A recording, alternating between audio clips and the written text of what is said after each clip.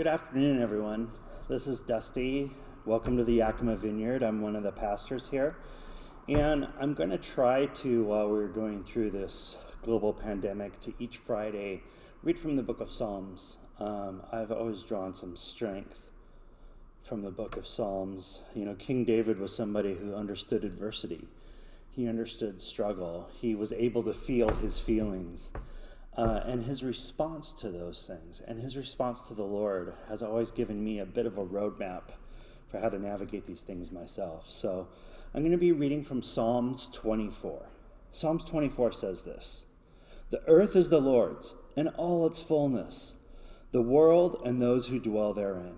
For he has founded upon it the seas and established it upon the waters. Who may ascend into the hill of the Lord? Or who may stand in his holy place? He who has clean hands and a pure heart, who has not lifted up his soul to an idol, nor sworn deceitfully. He shall receive blessing from the Lord, and righteousness from the God of his salvation. This is Jacob, the generation of those who seek him, who seek your face, Selah. Lift up your heads, O you gates, and be lifted up, you everlasting doors, and the King of glory shall come in. Who is this King of glory? The Lord, strong and mighty, the Lord, mighty in battle.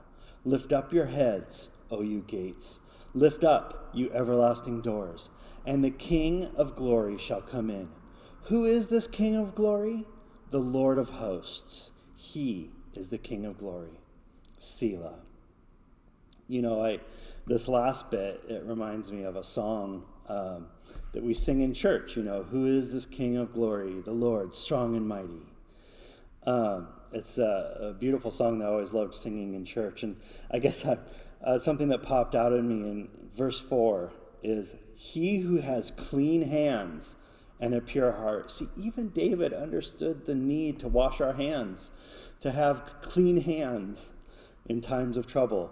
And a clean and pure heart, that our hearts stay pure. It's sometimes when we're faced with real adversity, sometimes when we're faced with need, when we're in significant adversity, it's hard to keep our heart pure. We want to lash out from our pain. We want to lash out from our discomfort. We want to make it someone's fault. My encouragement to you is, have a pure heart. Keep your heart before the Lord. Keep your heart pure. Keep your hands clean, both physically and spiritually. We need to have clean hands. I guess one other thing that pops up to me is this. You know, David talks about who is this King of glory, the Lord strong and mighty. Where we place our hope is very important.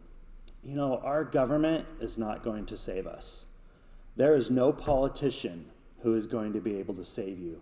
Our only real hope is in the Lord, the King, strong and mighty. The only real safe place for our hope, the only real safe place for our trust is in the person of Jesus Christ. Because people will fail us. Systems, as we've seen throughout this pandemic, systems will fail us. No matter how much hope you put in them, they're going to fail you.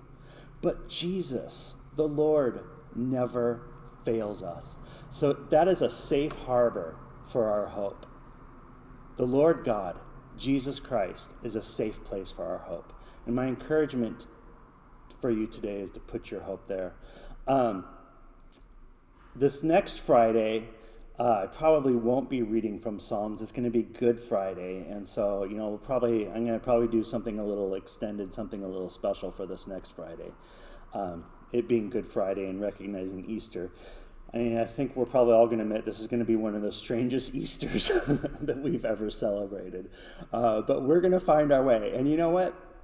The Lord is still on the throne. And it doesn't matter where we are physically, and even if we're separate, we can be unified in our hearts and our spirits. So bless all of you, and hopefully I will see you live streaming again on Sunday. Take care, everyone.